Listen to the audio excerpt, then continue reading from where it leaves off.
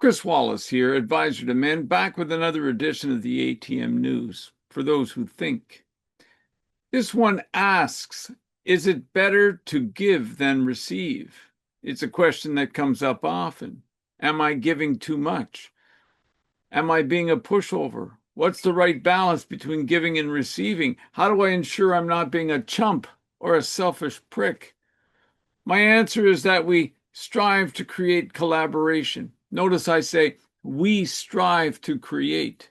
That means not expecting it to happen on its own and not assuming the adults around us are of equal maturity, potential, or ability.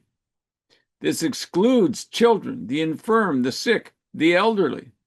I suspect transactional thinking often derives from sibling rivalry. You see, I grew up in the middle of a family of 11 with 4 brothers and 4 sisters. My naval commander father complained about Me Too long before the term took on its modern meaning.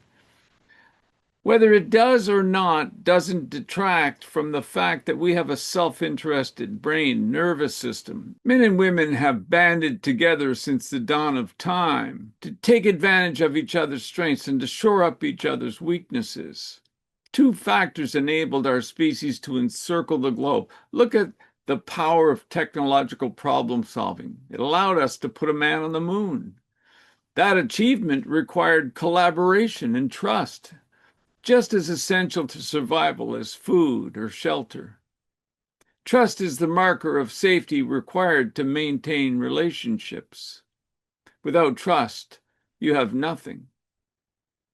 All of us need reassurance from each other.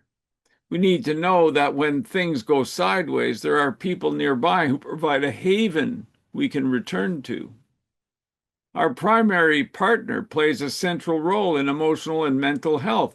People in long-term relationships live longer. They are happier and more confident. Most relational difficulties are emotional, yet we often address them intellectually, when what we really need to do is something much simpler. Is the other person still with me? Are they on my side? Do they have my back? Are you there? Are you with me? These are attachment questions. They speak to respect and loyalty. The next time you squabble, ask and answer these questions. That requires emotional intelligence. An affirmative answer to these questions sits at the heart of all relationships. Are you there? And are you with me? We often speak about men's vulnerability, and just as often I caution men that vulnerability is not what they think.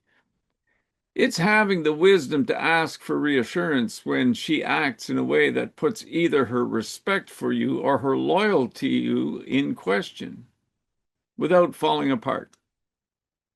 It is powerfully asking her to be there for you and to have your back. When done well, this approach pays off. It allows her to reassure and reestablish connection. Here's an old example I sometimes use. After my parents died, I inherited my mother's good china and placed it in a sideboard, saving it for my daughter.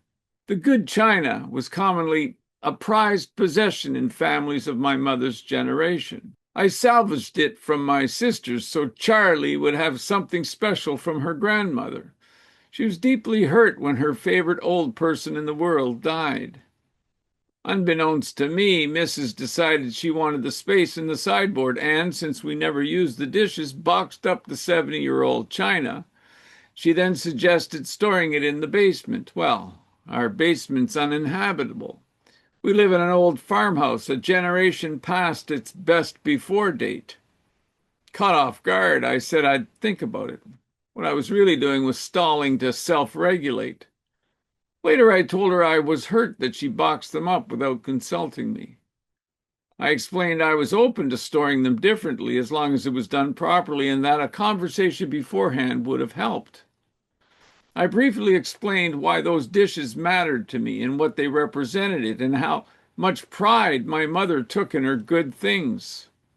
I felt fortunate to have them for our daughter. Mrs. realized she had acted insensitively, and that this ran counter to her commitment to us. I received an apology, a hug, and more importantly, a reassurance that I was heard and understood. The dishes are now safely tucked away at the bottom of my office closet, alongside photos and papers I salvaged from my father's files. Had I made accusations or relied on judgment rather than speaking from my emotional experience, she might have become defensive. By explaining how her actions affected me, she was able to respond with care and reassurance.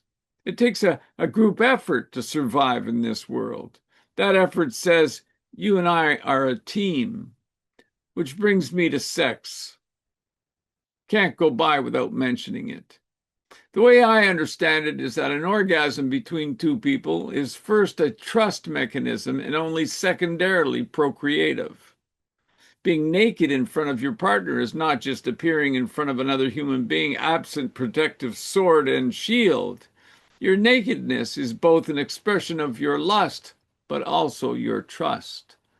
Her naked surrender to you says she risks herself for you. That's not nothing, ever. The next time a question of respect or loyalty arises between you, sweep your side of the emotional street. Have the courage to tell her how you feel. Do not make your feelings her responsibility. Only children do that. A useful line that I use is, when you do that, what I tell myself in my head is this. Then wait. Listen to the other side. Paraphrase with kindness. So if I hear you correctly, you mean, and allow for corrections and restatements and resist the temptation to manipulate. Keep "are you there, are you with me" in mind. People speak in trial balloons floated to test for safety. Leave winning and losing to sports. In relationships, accept only a win-win. Calmly discussing the effects of your partner's actions clears the air. Could you have it wrong and simply need her help? Yeah, that's true more often than we like to admit. Good communication is an art. Seek to draw people in rather than push them away. And always remember Tony the restaurateur's advice. Anybody can be walked. It's just a question of approach. Stay powerful, true, and free.